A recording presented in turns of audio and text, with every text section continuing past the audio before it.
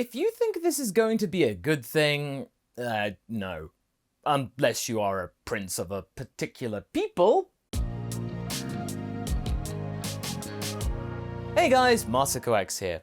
It's not every day that we hear discuss why certain characters might decide to not turn good, or follow the idea of a bad guy then turning good, where they didn't do in the original story. I mean, I've done it a couple of times, and it is a nice little subversion from the typical content I do for the channel, but one of the biggest of these that people have indeed asked of me is what might happen if Vegeta might have not gone down the path towards then becoming the second fiddle of the good guy dragon team, and then instead chose to become the conductor of his own destiny. What if Vegeta never turned good? Some of you may be thinking that the whole turning good thing hasn't really happened to the guy to this day anyway, whatever medium, and I can understand why you might think that way. However, there is no mistaking that despite his personality and overall outlook on life, they're not as rosy as Goku's, or a more naturally good persons on the team. His place is on Earth though, and he has seriously calmed down and had his priorities much more in kin with his colleagues. He is a much better person than when he was first introduced to us when he first arrived on Earth. So that has to be noted here. But we do not want to hear any more of that here. No. We want to go back to the old school Vegeta and see what might change if he had gotten his own way from the very beginning. In the last part, we saw the prince get his wish for immortality, and he chose to make the most of it, and spam the Zenkai boost time and time again, like so many people I know out there would want to do, until he was powerful enough to take on Frieza, which he did. With the aid of an ignorant Goku, the two of them, although it was honestly a more solo effort on the prince's part, wiped Frieza off of the face of the world. But, unlike some of my what-ifs, the tyrant did still manage to throw some flies into the space ointment, and the planet Namek is very close to being completely obliterated. In the midst of all of this, Vegeta offered Goku a chance to join him and start a new Saiyan Empire in his own image, but our hero chose not to, citing Earth as his real home. Well, he got what was coming to him, and that was a fast pass to the next dimension.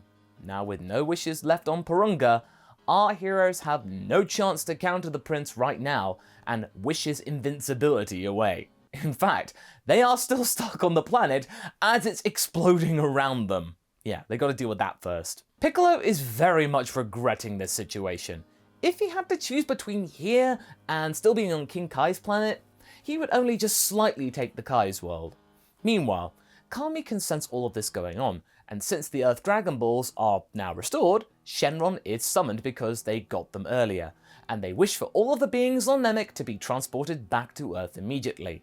The dragon is able to do this, and in the blink of an eye, everybody finds themselves away from the lava pits of the very fast crumbling Namek, and instead in the middle of a lush field back on their homeworld. Well, there is one exception here. The gang look around and are relieved to see that somehow, for some reason, Vegeta isn't here. Kami informs Piccolo that Vegeta refused to be part of the wish that Shenron made, electing to stay on the planet.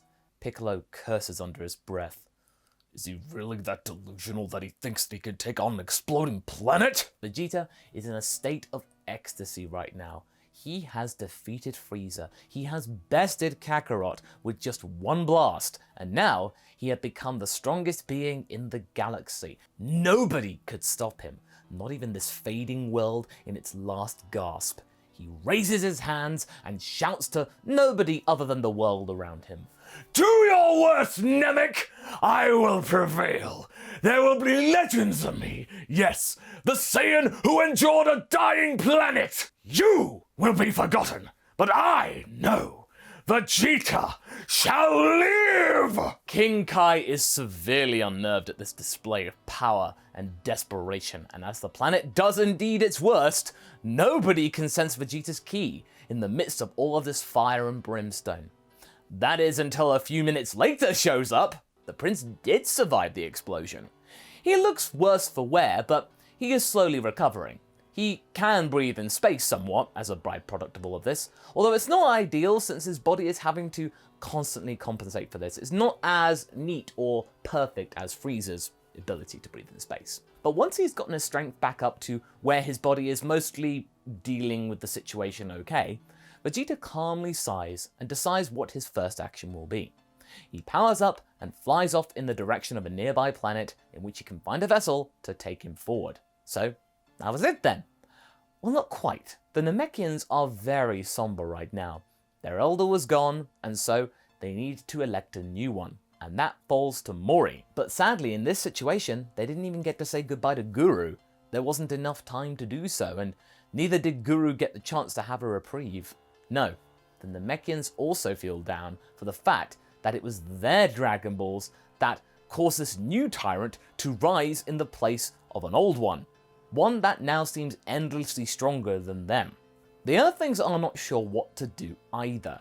They could try and use their own Dragon Balls to wish away Vegeta's immortality, perhaps, but Kami then steps in saying that that would probably be beyond Shenron's power, as it was enacted by a stronger set of Dragon Balls in that of Guru's, and the Dragon Purunga. If they wanted to try and pull that kind of a stunt, then they would need to wait for the new set of Dragon Balls to be restored, Purunga to be revived, and then mastered.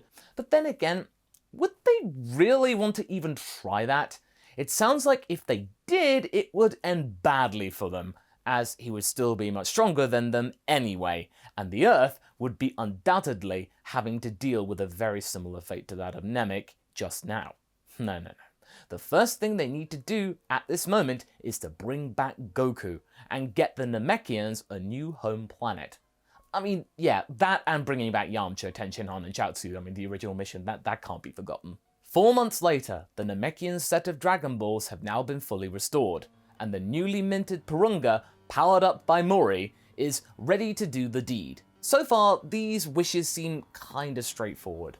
The first wish is to bring back Goku, and to bring him here, which indeed happens. A bewildered Goku lands on the ground right underneath Purunga, having the last thing happen to him that he remembers be getting a blast to the face by who he thought was a new ally. Naturally, he had spent some time training in the other world, yeah, but it wasn't a whole lot in comparison to the lengths that we had seen him do in the original story. Next up, the Namekians wish for a new Namek to be made in the furthest of regions of space, where nobody could find them ever again. Well, nobody that they would want to not find them, and they can live out the rest of their lives in peace. The final wish is then, of course, used to transport them to this world when it's ready. The Namekians thank the Earthlings for their hospitality, and they all say that if they need their assistance in the future, they are more than happy to do so. Their dragon is their dragon too, and vice versa. Mori and his clan disappear from view, and just as they and the dragon shoot upwards into space, another visitor descends in his own personal craft. It's Vegeta. The prince exits his craft and gazes upon the gang who look terrified, Goku looking positively stern. "Ah, Kakarot! Nice to see you up and about. I hope that your more roundabout way of being revived was a painless experience. Are you still standing by your decision to reject my previous offer? Not that it's valid anymore anyway. I don't need you. What I do need, though, is for all of you to shut up and hear my words." As part of this speech, Vegeta proclaims that he had indeed survived the explosion of Namek. He's wanting to exchange and pass on the legend, naturally, and transported his way to a nearby planet where he was able to fully recover and then mount an attack on King Cold's homeworld, Frieza Planet 1. From there, he was able to take command of the entire Frieza Cold Force and utterly liquidate the former Empire's assets, and then start anew as his own ruler of his own kingdom. Piccolo is actually very surprised why he wouldn't just take the throne and rule what was already there. It just sounds like a bit of a waste, but Vegeta is insulted by this. "You think I want the scraps of Frieza's leftovers? You think I'd be satisfied with taking the clothes off of Frieza's back and claiming them as my own? If you think that, then you're a fool." In the time between then and now, Vegeta had managed to find a planet with similar conditions to that of the old planet Vegeta from the Frieza archives, and set up shop there, yeah, he will give it that. He did use some facilities.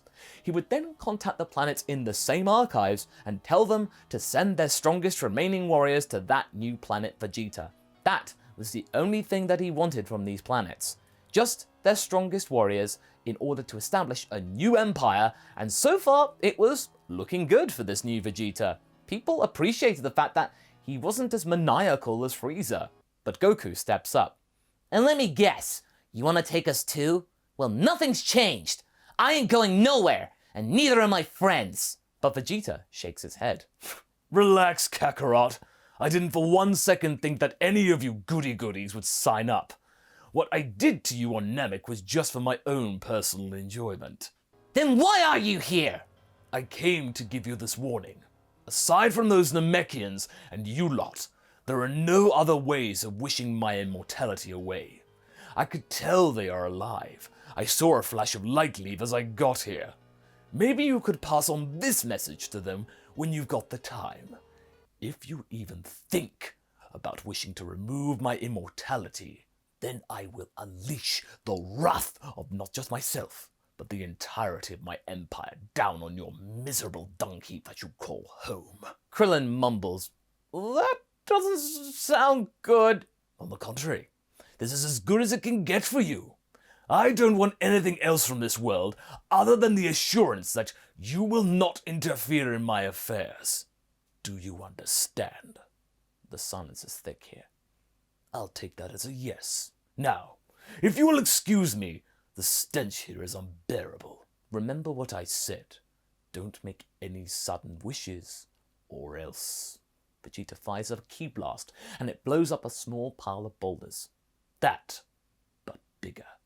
The craft lifts up from the ground and disappears from view.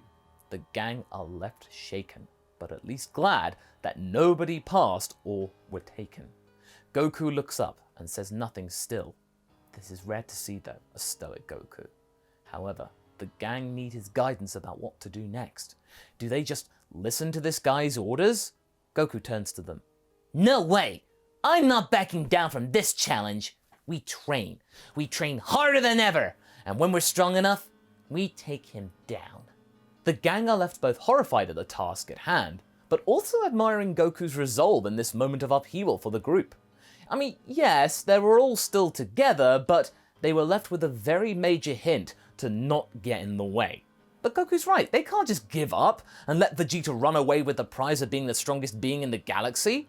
I mean, after all, Goku reckons that Vegeta wouldn't want them to sit on their butts anyway. He still wants a challenge. I mean, just a challenge where he holds all the good cards is all. Now the next question is, how does he repopulate the Saiyan race? Does he send out a signal to all the worlds around asking all remaining Saiyans possibly to return? Does he go back to Earth and order a wish on their Dragon Balls to wish everyone back? Because he's got them in the palm of his hands? But then again, he doesn't know the 1-year limitation of being offed on the Earth Balls before you say.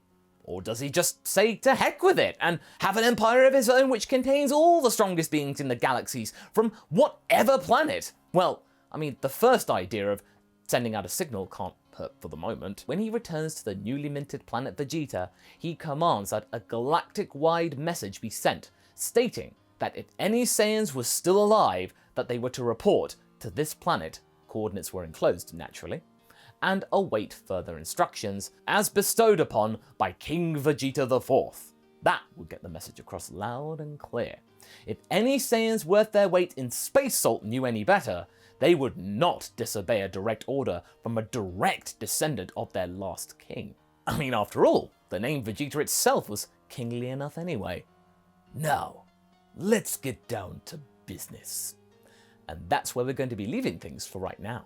So what do you guys think? Do you think any Saiyans will show up? Are there any Saiyans left? Does the Earthlings' plan to get stronger amount to anything? Leave a comment below and let's get this discussion going. And I shall see you in the next video. Catch you later.